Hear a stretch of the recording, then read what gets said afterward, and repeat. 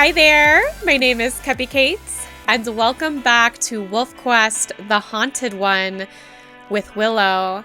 And the last time we left off, it seems as though our spirit Willow had actually taken control and broke free into Lost Rivers City, the abandoned city. And she is lying in a kid's room of an abandoned house right now. She's napped once, but she wants to sleep some more, and so we're going to let her. And while that happens, I'm going to roll to see who is in control today. It is night now in Lost River. Amor is trying to call Willow back, and our spirit Willow hears it. She is still in control, but she's now very, very hungry. Now, good news for all of us listeners here. I did roll a 1 for easy today, so fortunately we are playing on easy even though Spirit Willow is in control. Honestly, this playthrough has been so fortunate to get so many easy days. I'm honestly thinking it's broken. But Willow's hungry.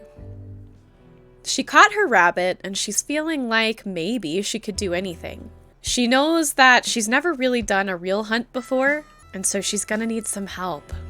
And so she's thinking about following the sound of Amor and going to him to ask for help. She doesn't know how to hunt on her own, and she doesn't want to starve out here. She still doesn't really know how she feels about him because he's a stranger. But so far, he's been nice. He's been willing to teach her how to mark and to take territory and to spread scent. So maybe he could feed her. And so she's gonna go to his house and ask for help in finding food. Willow is not far from the den now, and she gets a big whiff of the air. It smells so much like the food that her father brought to her, only fresher and warm. She wants to go to Amor, but she's tempted to follow this scent and check it out for herself. And as she travels, as she follows this scent, something else catches her attention. Always seeming to be a little out of reach of her eyesight. She looks around and she feels a presence that she recognizes. But she's still so unsure. She hears a voice whispering, definitely a male voice, but she pushes it down for now and she keeps following the scent of elk in front of her.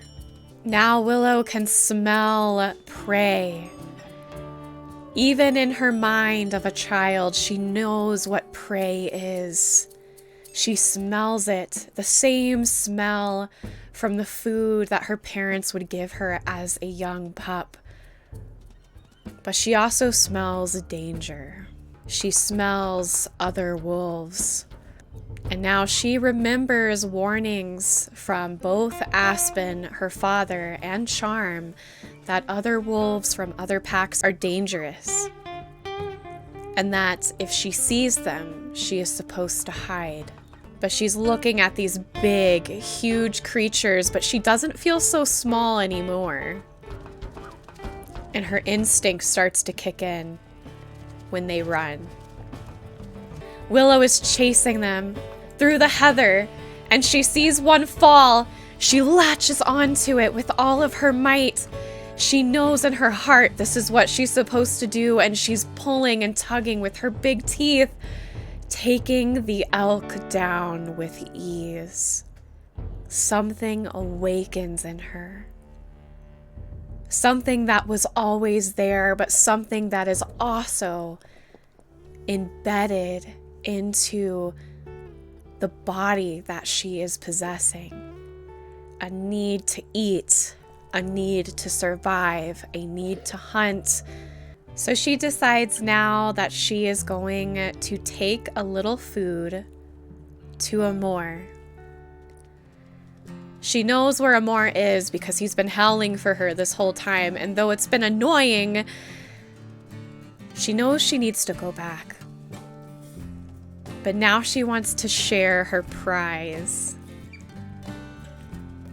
She doesn't feel like a kid anymore. But she's still very childlike in a lot of ways. So now we've come back to this den, and Willow runs up to Amor, but she passes puppies on the way. They look so much like her siblings. And she breaks into play. She rolls with them and she bounces with them, and she is so excited to see other puppies. She knows these aren't her siblings, but she absolutely loves that she's not alone. And she wants to play with them. And they're tugging at her. They're licking at the side of her lips, tugging at her lips, even pulling on her chin. And suddenly she just feels this urge. And she regurgitates her meat that she had earlier, and she's confused. But it was another instinct that just kicked in. And now she sees the puppies eat. And she remembers. She remembers that her mom and dad would do this, and that was the food that she would eat. She's starting to realize that this really isn't her body. And I think that she always kind of knew, especially since she would seemingly go to sleep and then show up in a different place. Amor has explained a little bit to her, but it all sounded like fairy tales, but now she's facing it. She once was a pup, and she's been forced to grow up so fast, and she's kind of scared and conflicted.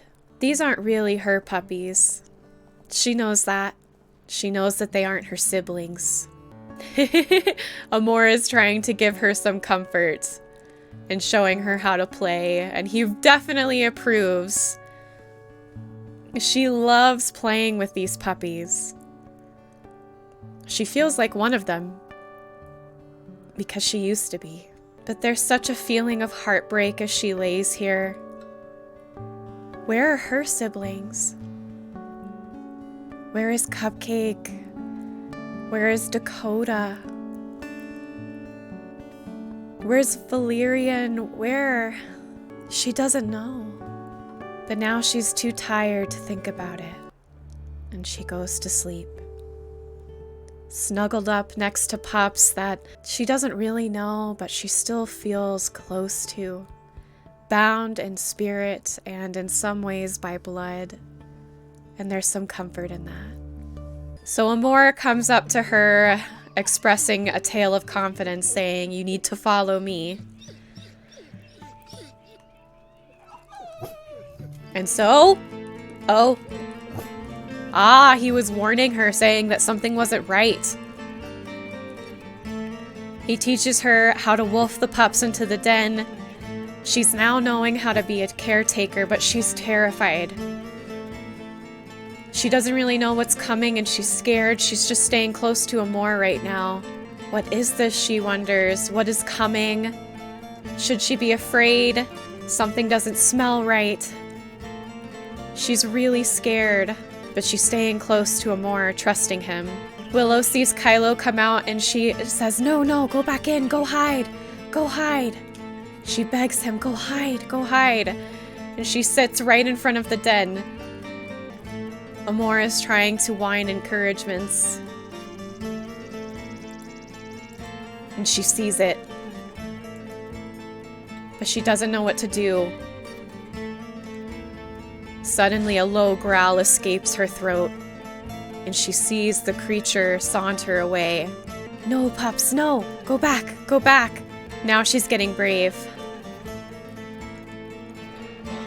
She growls again, a little louder this time, and she sees the creature leave. And then she lays down, she's exhausted. But Amor comes up to her and says, "You did good!" He said, "That was great. You knew exactly what to do." And so he says, "Let's go and eat together. Show me where you took down that elk," he says. "I want to see how well you did." And so she's gonna lead him to her prize, and he praises her. "You did well. You know what you're doing. The instinct is within you. You have it in your heart and in your soul what you're supposed to do, and that's why you could do it. So Willow leads them to a kill that she didn't take down. The smell was so similar that she couldn't differentiate, but Amor doesn't mind. He still believes her in what she did, but she was very confused in the sense. But right now, she wants to go back and play with the puppies. She wants to check on them and make sure that they are okay and that she did actually keep them safe. She's kind of scared now, knowing that something is out there stalking that den.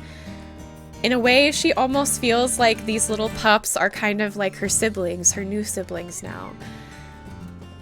And Amor keeps saying you need to be brave and you need to learn and you need to be a protector and courageous.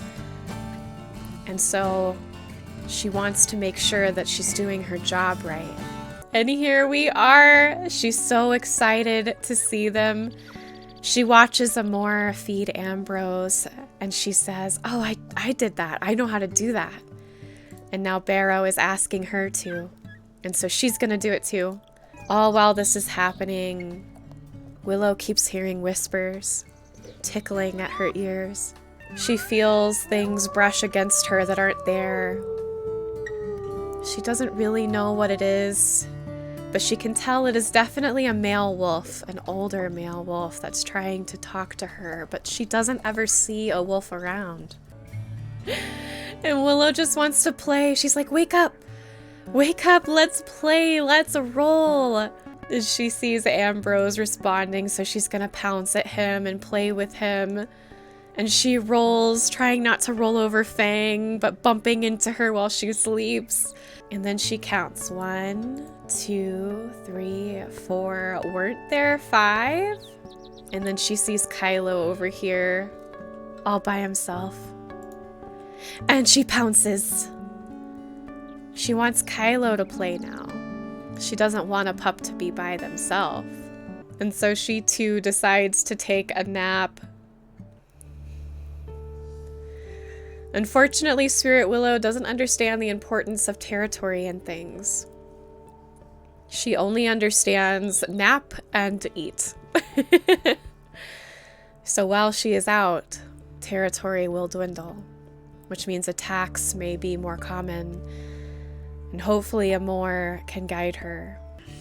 And she plays. She's so happy to play with the puppies. Oh no.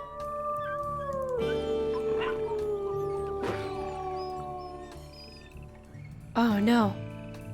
Willow sees wolves and she's gonna go after them. She's kind of surprised.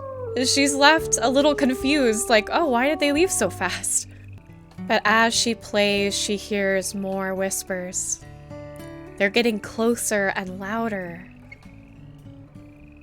Sometimes right next to her, sometimes in the woods, sometimes on the hill, and sometimes near the water. And she wants to follow it. Suddenly, as she sits in the grasses trying to figure out where the voice went, she hears a new voice. A deep, soothing voice. It seems to beckon her. This voice she really doesn't recognize. There's no familiarity to it, but there is some comfort. She hears, "Come, child. Come to me. Follow me." The softness is intriguing. And Willow starts to move that way, but she's still slower in her steps now, unsure how to feel. But the voice still beckons. "Come to me, sweet one." It's calling her up this path, and now she hears it as if it's right next to her. "Walk with me, Willow. Walk with me. You are lost, child. You are in a body that does not belong to you. You should be somewhere else. You should be with your loved ones. You should be with your sisters and brothers. You should be with your father. And Willow kind of stops now, kind of frozen at the mention of her father, Aspen. She sees the watchtower, and the watchtower looks a little brighter, and now we're going to have to use our imagination here. Something is glowing beneath the watchtower, and she hears the voice from there. It's still beckoning her, but now she only feels fear. She doesn't recognize the light, and she can feel power emanating from the watchtower. So much light is reaching her eyes now, and she bolts.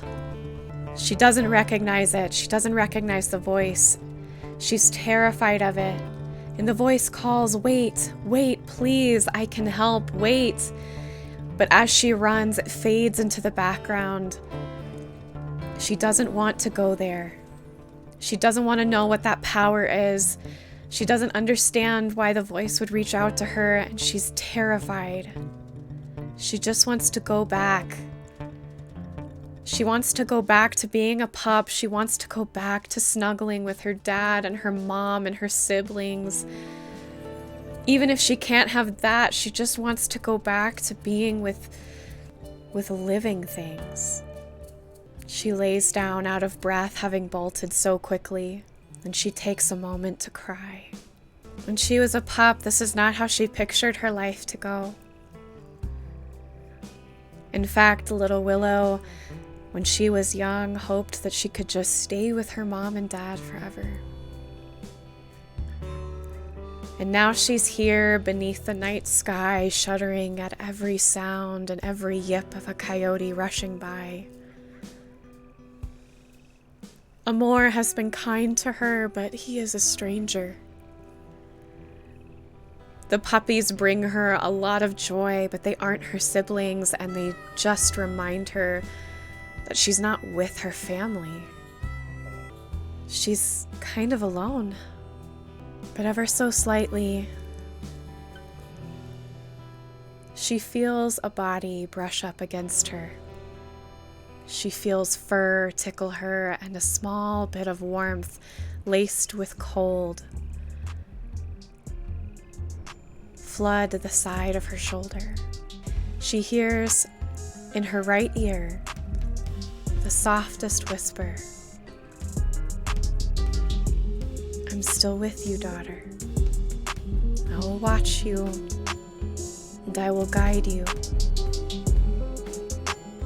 It's Aspen's voice, and it lulls her to